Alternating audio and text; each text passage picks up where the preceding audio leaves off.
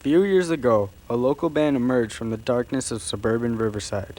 The band first came onto the scene at RB's 2001 Battle of the Bands. This was their debut show, and to their surprise, they came out victorious.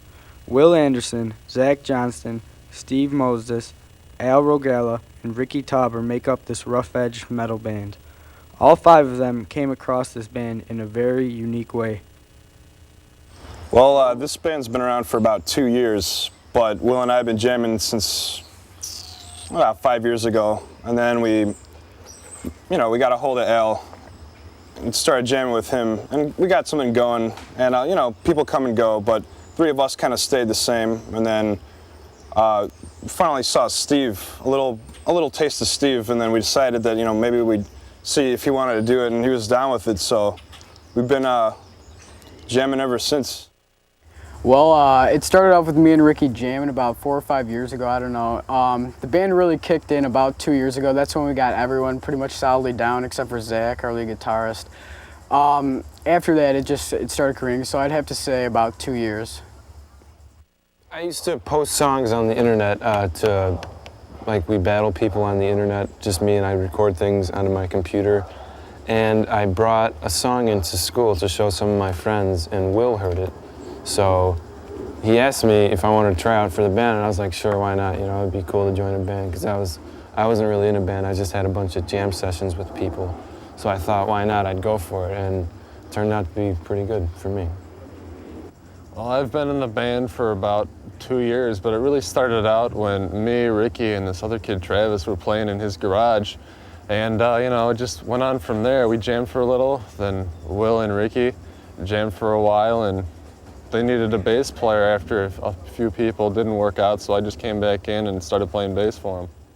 The parents of these young rockers do not even know the impact they have had on their son's musical interests and talents. Well, my parents have pretty much always told me that school is more important than anything, so I've kind of had to do the band and everything by myself. But now that they see that we could be going somewhere, they're hopping on and being supportive of me. My parents, they've been very encouraging about the whole thing. They let us practice at the house until the noise gets a little too high, and everything like that. They've been pretty supportive of this whole thing. They think it's cool, they think maybe I spent a little too much time on it, but they're still supportive either way, so they're cool. These local musicians were brought up in an environment where their musical talents can expand and flourish. We have helped Will with his buying some equipment for his graduation from grade school, and we've let him play here and practice here. And in general, I would say we're supportive, but not obtrusive. I think we've been real supportive. We've had them actually play here at the house. We've actually gone to see some of their concerts. My husband has helped Albert obtain a car or a van so he can transport all his equipment to and from. We've helped him, I think, or my husband has helped him get his guitar and his amp, those kind of things, helped him pay for it, or at least fronted him the money. So I think that's how we've been supportive. I think I've been pretty supportive. The band has practiced here for quite a long time, and I enjoy the fellas in the band. I enjoy the endeavor. Again, they've shown a certain amount of commitment, and they have a lot of fun doing it. My grocery bill goes up when they're at my house, but beyond that, I think it's been a great experience for all of us.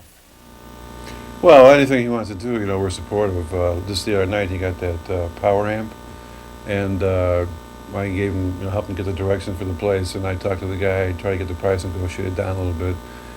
But he's pretty much he identifies what he wants to get for his music, because he knows all about that stuff, as you well know. And we let him practice here anytime he wants to, and no matter how loud he gets or anything like that, it's okay with us. Well, I support the talent end of it. We buy his equipment, whatever he needs, and we support him in the music end of it.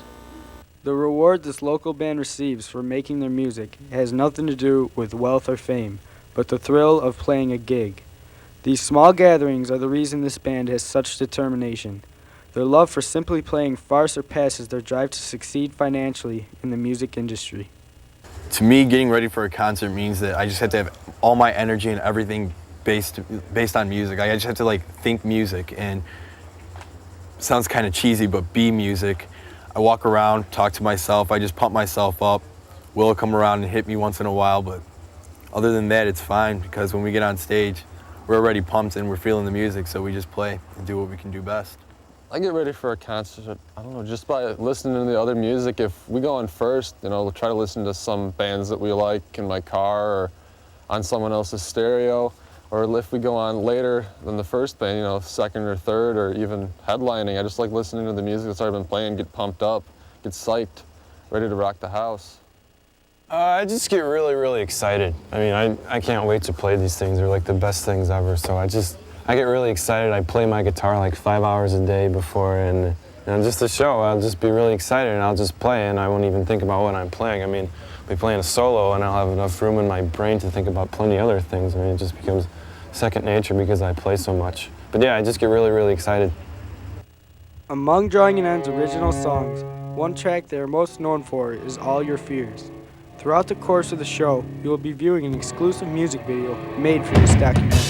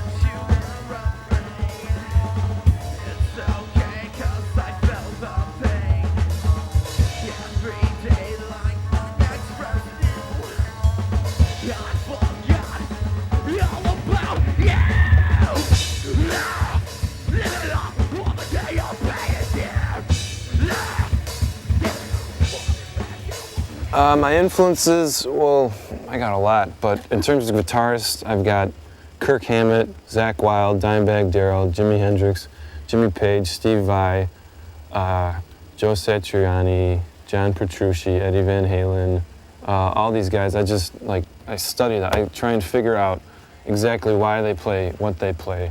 And I learn the scales, I learn musically how they think, and I just try and use that to promote what I play. And a lot of ideas that I get, I don't think of it directly from them, but if I didn't have them as influences, I wouldn't sound anything like I do. Definitely Morgan Rose of Seven Dust. He's the drummer of Seven Dust. I love everything he does. I love everything about him. He's a backup singer, and just like all his moves on the drums, he just looks so cool playing drums. That was what really inspired me to be a drummer. I love everything about it, like everything he does. It's kind of weird being in a metal band and having different influences from different genres. I like Bocelli. He's a great singer. I think he has a great voice. And I don't know, I like a lot of rap too, a lot of country. A lot of music influences me. It just makes me feel like I want to do something, and it just pumps me up to do something. One of the hardest parts of being in a local band is getting audiences to give you a chance.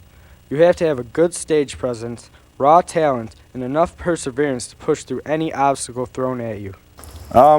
Basically, all you gotta do is keep at it, and really, I mean, you gotta know people. I mean, you gotta really, the other bands that are around, I mean, other people are way further along than you may be as starting out, and you gotta really respect them for you to earning the respect. And we earn respect by just going out there and playing. I mean, there's really nothing else to it besides playing what you know how to play the best, and just go out there and get the crowd pumped up and really just play really good. That's all that you can do when you're a band. You just play as well as you can as musicians.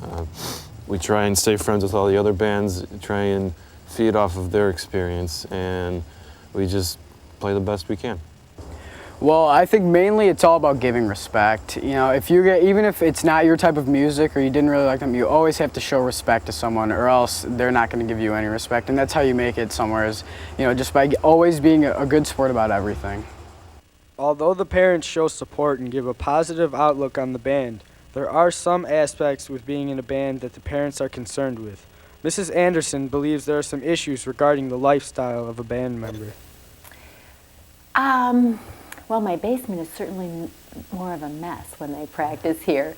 And, you know, I guess I would say I have some concerns about the lifestyle of a band member just in general. As a general reputation, it's not always considered to be the best, and so that's a concern. A lot of practice time when he should be doing homework or doing schoolwork. But there's really no I don't think there's anything negative that I can think of. It's the music's hard to listen to. Although I have some of the recorded cuts that we've listened to on the CD sound pretty good. But when they're practicing new songs and stuff, it's very loud and intense. And you know, Steve is, I'm sure, a very good lead singer, but man, he is screaming at the top of his lungs. So that makes it a little, I guess but dislike, I don't know, dislike's kind of a strong word. I think the boys have been pretty good guys with the whole thing, and at this point, although I'm not eager to have them back, they've been away from our basement for the summer, and kind of ties in with their attitudes towards their parents, schoolwork, life in general. We can always get around to disliking some of that stuff, insolent types of behavior, but generally speaking, they do a pretty good job. I like all the boys in it. They're all very nice, respectful. Their music is a little down for my taste. I often tell Steve, can't you play something peppy, you know, something happy? But from all I read and when I talk to them, this is the feelings that come out of teenagers. So this is their music. This is their type of music. Not mine, not my husband's, and but this is their life, you know. And maybe someday he will play something snappy. The parents' musical interests are from a totally different era than where Drawing an End is coming from.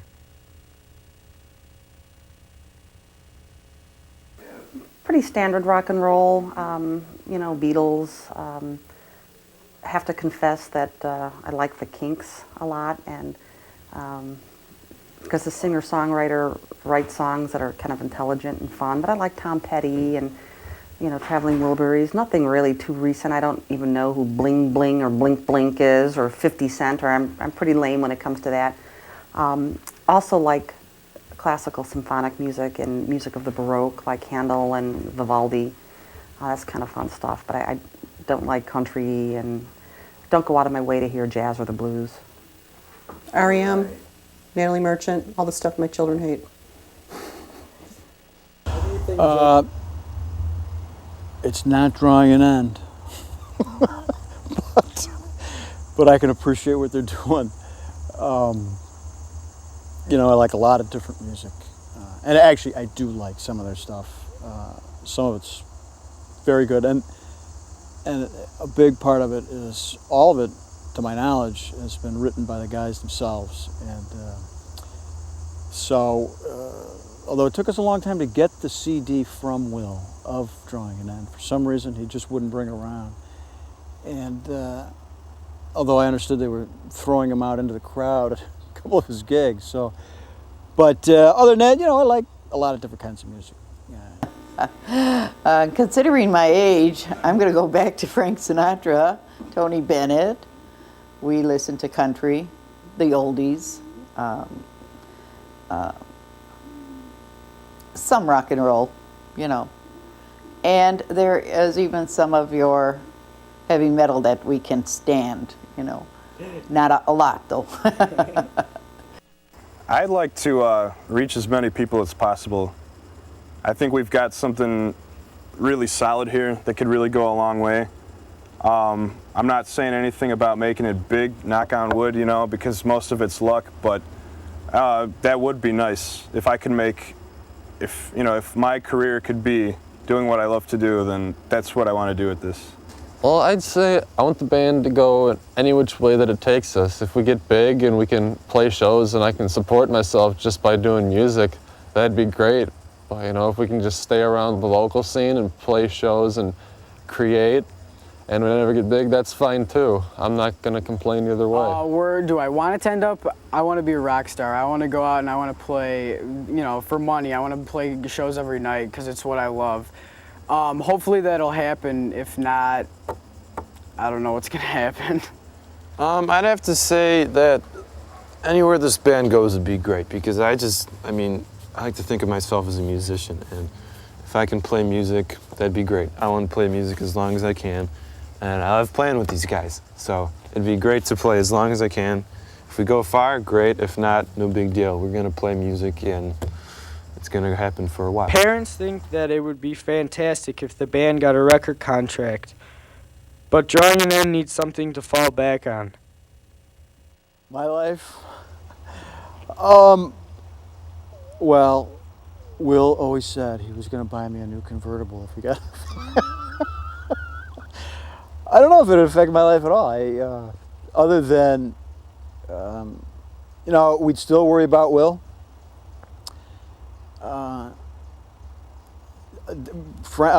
You know, interestingly enough, it's probably when success is the most, when you have success is when you're the most vulnerable to bad things going on in your life. I mean, the history of rock and roll bands disintegrating once they've been successful is, you know, is lore at this point. And so I guess that would bring a whole new set of concerns and worries, and positives and negatives. But we just have to work our way through that. I don't know if my life would change a whole lot. His sure would. I think I would just be real proud of him and hope that he'd, you know, remember to send me diamonds and cars and buy me 2-3 houses or something, you know, but no, I don't think my life would change a whole lot. Wow. Well, I don't know that my life would change tremendously. Will, being 16, will be gone pretty soon, off into whatever his life endeavors will be. You know, I would certainly wish them well, and maybe I would be a band groupie and follow around and check out their concerts. But you know, I would keep my fingers crossed that they stayed on a positive plane, and no, I'd wish them well. As time goes on, the options for Drawing an End to perform successfully is increasing. The band's future looks bright, even if it does not involve a Rolls Royce. Their love for music they create and their positive attitudes are sure to bring them nothing but opportunities and success. Look for Drawing an End at the next local show and see for yourself the emotion they put into performing.